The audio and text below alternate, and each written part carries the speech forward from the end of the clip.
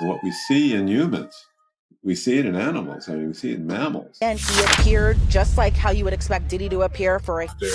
The psychologist felt that he was no longer a threat to himself. What we observe in humans often mirrors what we see in animals. As expected, Diddy's appearance for his hearing aligned with the image he's always maintained. After psychologists deemed him no longer a threat to himself, the man who once built an empire on fame, fortune and power now faces the very systems he once navigated with ease. This past Christmas was a challenging one for Sean Diddy Combs, marking his first holiday away from his family. Reports suggest that the 55-year-old music mogul, held at the Metropolitan Detention Center in Brooklyn, New York, experienced a breakdown, struggling to adjust to life behind bars. Arrested in September on charges of racketeering, conspiracy, and trafficking, Diddy had hoped for bail by now, but instead he spent the holidays confined. Insiders claim he regained composure through meditation and deep breathing, but the ordeal took hours to overcome. Is this the fall from grace for the man who dominated the entertainment industry for decades, or is there something even darker unfolding? For years, Diddy has commanded stages, built billion-dollar brands, and partied with the world's elite. Known for timeless hits like I'll Be Missing You and Bad Boy for Life, he cultivated an image of untouchable wealth and power. But now, his reality starkly contrasts with the luxurious life he once led. Inside the notorious Metropolitan Detention Center, conditions are harsh. Former inmates describe the food as barely edible, with meals consisting of stale, processed items and occasional vegetables of questionable quality. What makes it worse is the food. Mostly everything is stale food, is old food that's donated by other people that they wrap up or they cook for you. Mostly everything they have is full of not roaches and the giant cockroaches. You know, you can smell the mold, you can smell the rot, you can smell the jail that it needs to be rebuilt. It needs help. I don't think anyone should be in that particular jail.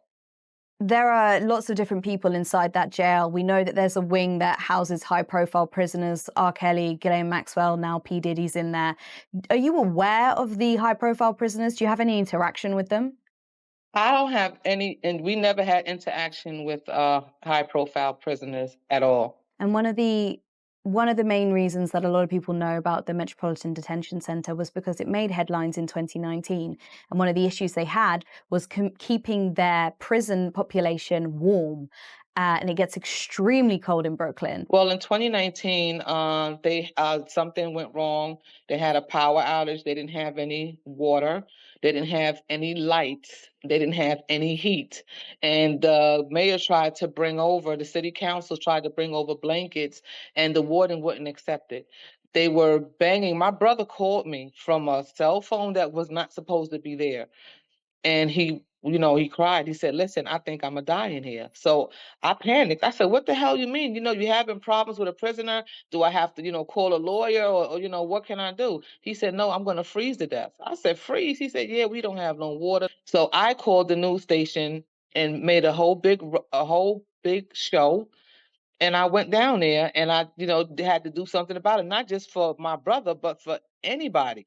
He was telling me that he thought his roommate was going to die because his feet was turning purple. They didn't give my brother his medication. No gas, no lights, no water. Conditions inside of the Metropolitan Detention Center in Brooklyn during a 7-day power outage that caused protest and outrage by elected officials because of the cold temperatures and lack of heat were much worse than initially reported, according to new reporting by the New York Times. The accounts, according to the Times, are based on inmates, their defense lawyers, jail staff, union officials, and lawmakers. The report indicates inmates complained of cold, brackish water that ran from the taps. A client known to swallow razor blades said he had not gotten his psychiatric dose. In another cell, a man lay on bloody sheets. That man had an infection on his leg, according to the Times, that got worse during the blackout. Allegedly, he had been denied antibiotics and Tylenol by jail staff.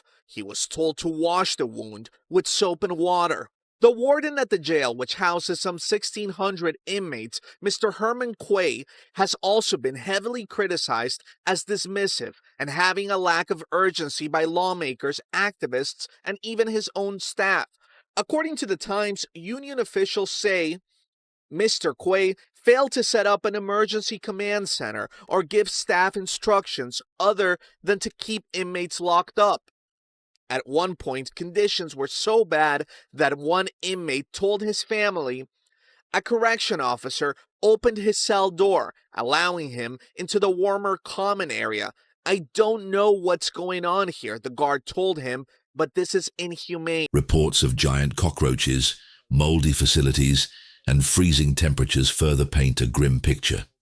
In 2019, the facility faced severe backlash during a power outage that left inmates without heat, water, or lights during freezing conditions. Inmates and their families pleaded for help, with one man describing how he feared for his life as his cellmates' feet turned purple due to the cold. For someone accustomed to private chefs and five-star treatment, the stark reality of prison life is jarring. Diddy's days are now defined by the monotony of 23-hour lockdowns, limited interactions, and the occasional psychologist visit to monitor his mental health. Even stepping out for recreation requires a humiliating full-body strip search. The transition from opulence to confinement is nothing short of life-altering. Diddy isn't housed with the general population, but is instead held in the Special Housing Unit, SHU, reserved for high-profile inmates or those requiring protective custody. Whether for his safety or as part of an investigation, this form of isolation comes with its own set of challenges.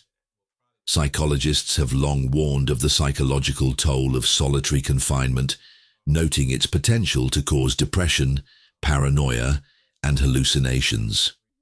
Former inmates have likened the experience to psychological torture, with limited access to basic needs, fresh air, or sunlight. Despite his incarceration, reports suggest Diddy remains defiant, strategizing his legal defense. His team is fighting against significant odds, as federal cases are notoriously difficult to win.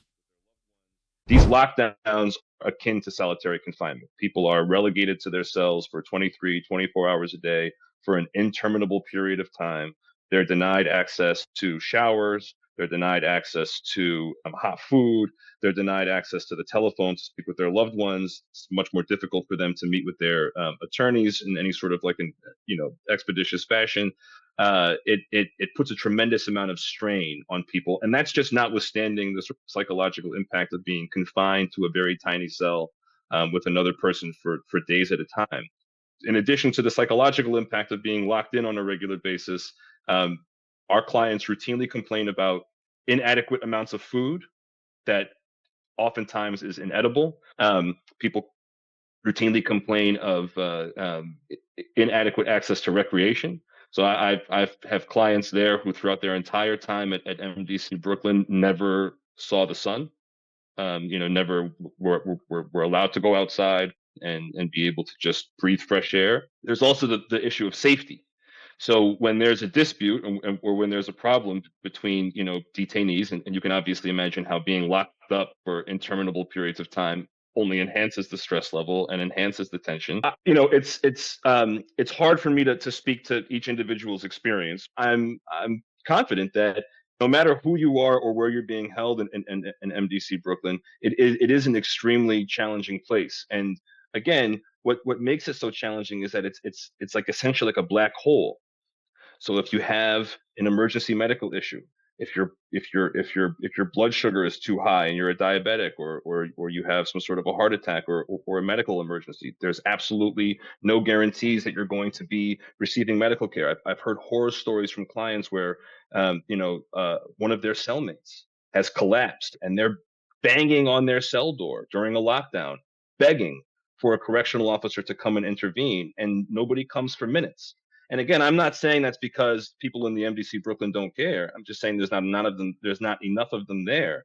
And it shouldn't be the case that while you're awaiting trial on serious federal charges, that you also have to be worried, am I going to make it out of here alive? Or am I going to make it out of here without being, stabbed or beaten? Dealing with a federal criminal case is stressful enough. And having to sort of deal with all the other atmospherics at MDC Brooklyn makes it truly unbearable. Convictions for racketeering often carry lengthy sentences, and charges like sex trafficking come with mandatory minimums. While Diddy's legal team is pushing for a speedy trial, the road ahead remains uncertain. The man who once jet-set between luxury events now faces a harsh reality. Recently, observers noted Diddy appearing thinner and more worn during a court hearing. The stark difference between his former lifestyle and his current situation highlights the immense challenges he faces. Yet, Diddy's case is about more than one individual. It forces us to examine the intersection of wealth, power, and justice in America. His journey from the heights of success to the depths of despair is a sobering reminder of how quickly fortunes can change.